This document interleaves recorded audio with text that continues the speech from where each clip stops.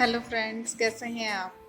मैं पूनम कपूर आपके सामने आज एक नए थॉट के साथ। और आज का हमारा थॉट है कि ज़िंदगी को कैसे बेहतर ढंग से जिया जाए।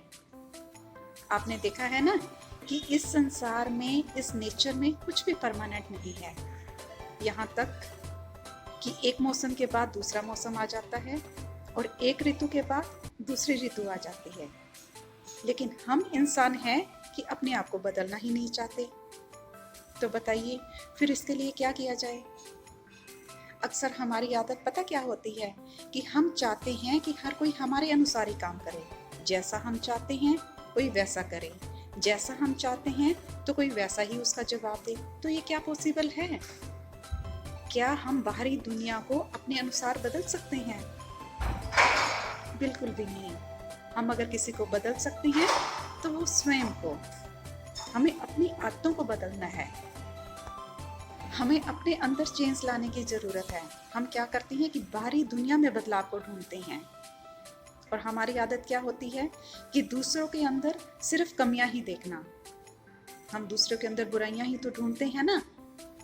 और हमारी आदत ये होती है कि कोई हमारी गलती को तो नज़रअंदाज कर दे, लेकिन अगर किसी और की गलती है तो हम हमेशा उसे इस बात का एहसास दिलाना चाहते हैं। यहाँ तक कि हम और लोगों के सामने भी उसकी बुराई करने से नहीं चूकते, ताकि उसको अपनी गलती का एहसास हो।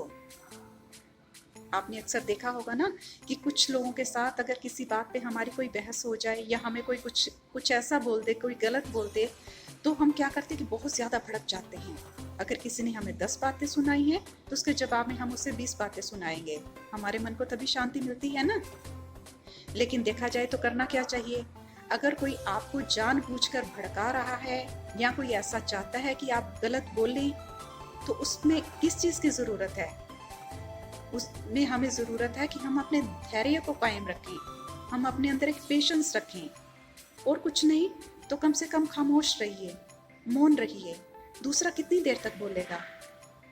ज़्यादा से ज़्यादा 15 मिनट, कोई फिर भी ज़्यादा बोलने वाला होगा तो आधा घंटा, उससे भी ज़्यादा अगर कोई बहुत ज़्यादा बोलने वाला होगा तो 1 घंटे तक बोलेगा। उसके बाद पता उस इंसान को क्या लगेगा? दूसरे को भी यही लगेगा, भले ही वो आपके सामने ना कह पाए, लेकिन अपने मन में सोचेगा कि कितनी पेशेंस है इस इंसान में।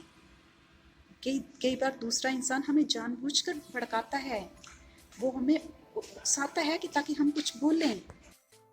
जैसे हम अपने आप को फिजिकली स्ट्रॉन्ग करने के लिए कई बार हमें ऐसा लगता है ना कि हम सारा दिन काम करते हैं और हमारा एनर्जी लेवल हाई होना चाहिए। उसके लिए हम अपनी डेली लाइफ में बहुत सारी चीज़ें शामिल कर देते हैं खाने में। भले ही हम ना खाते हों, लेकिन हमें लगता है कि हमें उनकी ज़रूरत है और हमें लेना चाहिए, और हम लेना शुरू भी कर देते हैं।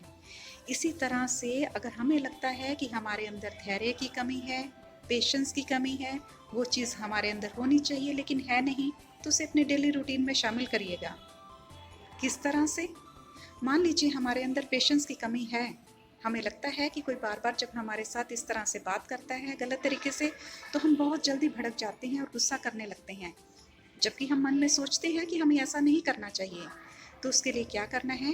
रात को सोने से पहले आप आंखें बंद करके बैठ जाइए, और कुछ नहीं तो कम से कम 5 मिनट ये बोलिए, patience, patience, patience, patience, patience. देखिएगा आपको कितना ज़्यादा फ़ायदा होगा। आप मेंटली स्ट्रॉन्ग फील करेंगे, और जब आप सुबह उठेंगे ना तो लगेगा कि आपका एनर्जी लेवल सच में बढ़ गया है।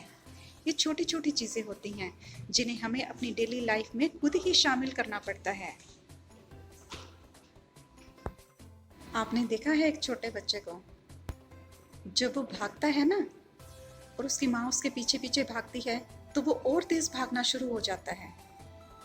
उसकी माँ फिर उसके पीछे पीछे भागती है, लेकिन फिर उसकी माँ कुछ समय के लिए वहाँ पे रुक जाती है। तो पता है वो बच्चा क्या करता है? बच्चा भी वहीं पे थम जाता है। इसी तरह से हमारे जीवन का दुख होता है।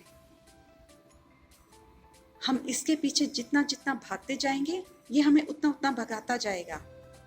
जीवन में कभी दुख आता है ना, तो ये सोचिएगा कि जब प्रकृति में कुछ भी परमानेंट नहीं है, तो हमारा दुख भला कैसे परमानेंट हो सकता है? ये एक समय के साथ साथ अपने आप ही चला जाएगा। दुख भी एक मेहमान की तरह होता है, आता है, कुछ समय के लिए ठहरता है और फिर चला जाता है। ज़रूरत किस चीज़ की होती है? सब्र की ज़रूरत होती है।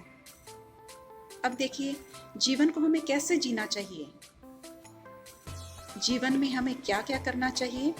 आपको पता है, ये हमें रामायण सिखाती है। और हमें जीवन में क्या क्या नहीं करना है, ये हमें महाभारत सिखाती है कि उसमें क्या क्या हुआ था जो नहीं होना चाहिए था। और हमें जीवन कैसे जीना है, ये हमें गीता सिखाती है।